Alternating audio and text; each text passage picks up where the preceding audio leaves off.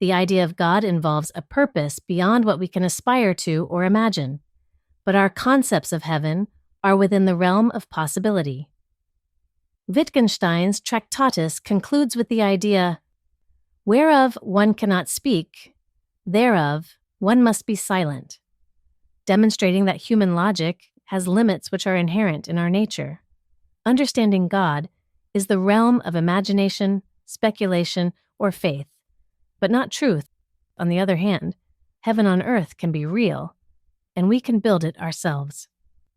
The Tractatus can be summarized by 7 statements that define what constitutes a proposition and what can be truthfully said. We know that reality is relative to our language. The Tractatus aims to define the limits of language and what can be meaningfully said.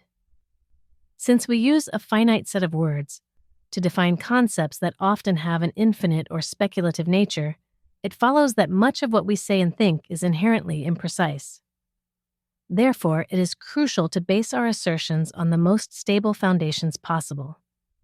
For further reading, I have added links in the description. I point to Wittgenstein because he came to his Tractatus through the study of mathematics and logic, which are the 2 primary tools we use to understand reality. The Tractatus delineates the relationship between language and logic. It states that language is what we use to describe reality, and that our view of reality is governed by the language we use and the culture we live in. Everything we do originates from the words we use to explain what we believe. In turn, what we believe dictates how society will behave. What we believe is influenced by our language and culture, which in turn are shaped by the specific time and place we inhabit. Beliefs are heavily influenced by trends, propaganda, and religion. Since beliefs can be shaped by propaganda and religion, the manipulation and control of sociological behavior might be the primary reason for the existence of religion. An unknowable God. Merriam-Webster defines God as the supreme or ultimate reality, such as the being perfect in power, wisdom, and goodness who is worshipped, as in Judaism, Christianity, Islam, and Hinduism, as creator and ruler of the universe.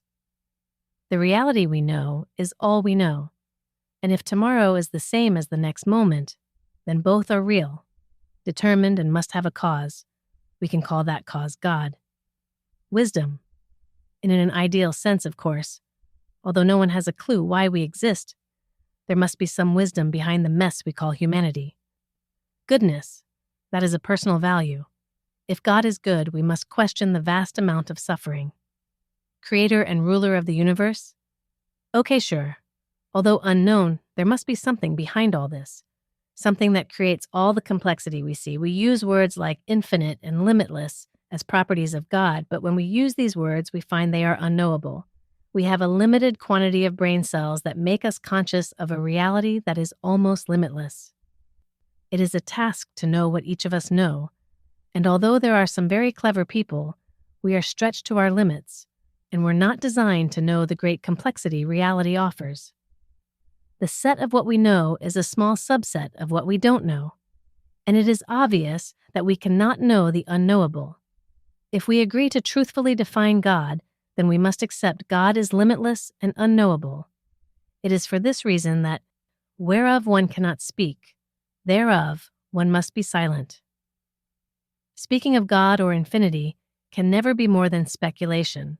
That being so, anyone attempting to tell you they know God is either incompetent, unstable, or wishes to take advantage of you.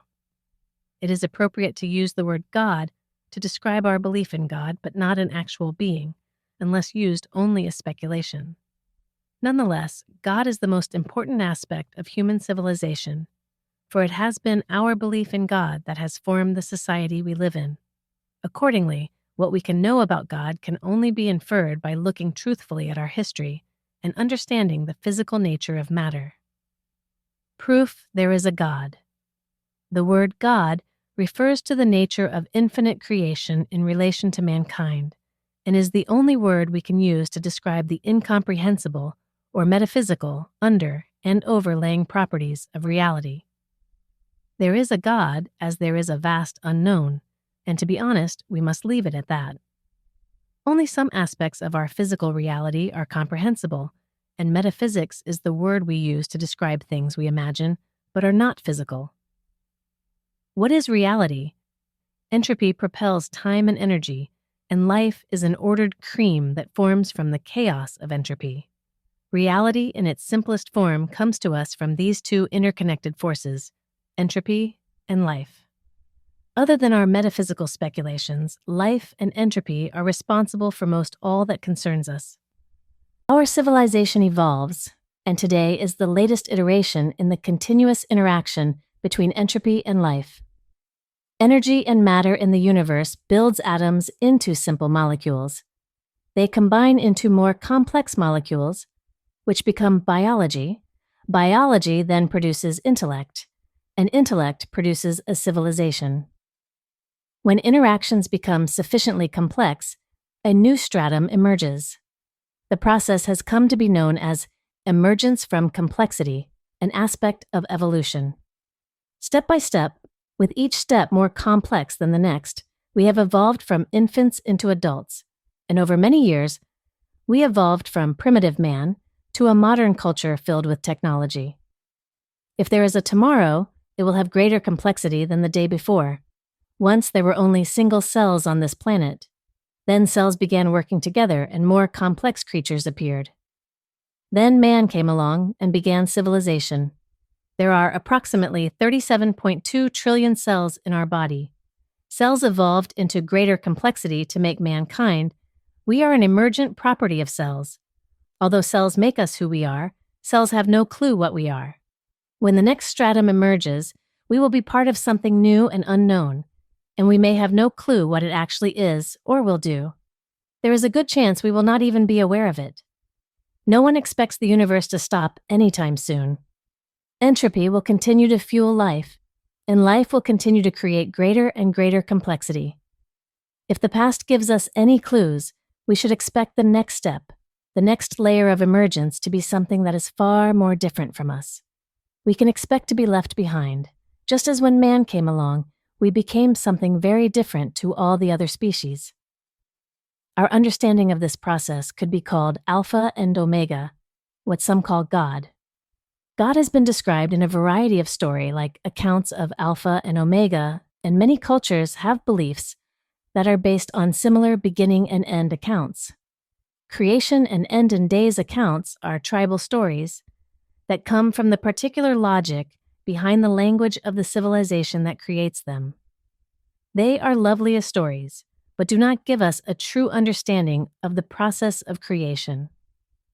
What we know is true about God is that creation is still being created, and it is becoming more and more complex. We know that Santa Claus is fiction. I don't wish to offend anyone, but how can we expect our people to believe in God and understand reality based on a biblical concept of creation? Creation is an ongoing process that we can think about and participate with. When we think about creation, we should notice that we are one small aspect of a much larger and expanding universe. Like the demiurge, we are deterministically creating a pre-designed world. Apparently, mankind was given the task to build civilizations without full knowledge of why we do so. It was not long ago that there were no cell phones, fuel injectors, or rocket ships. Complexity means that tomorrow there will be more for us to understand than yesterday. Not all humans understand algebra, and no one expects a dog to understand it. If our recent history is any indicator, complexity will continue to increase at a faster rate, and since our minds are finite, we may never understand the world we live in. God must be limited to our reality, to what is comprehensible to us.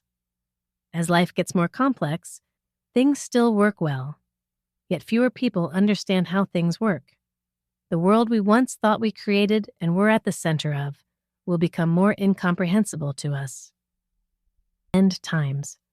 We once thought we were at the center of the universe.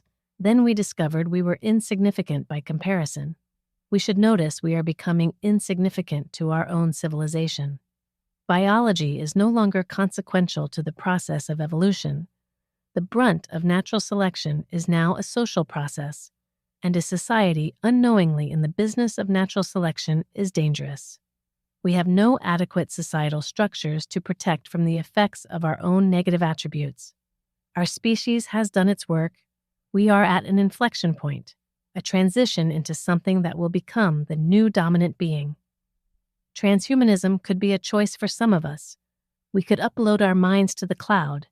We could then tune personalities like we adjust the volume of a song, and that would be the end of human beings. Before our dystopian human existence ends, maybe we could fix the society we currently have, provide ourselves with a belief that is appropriate to our reality.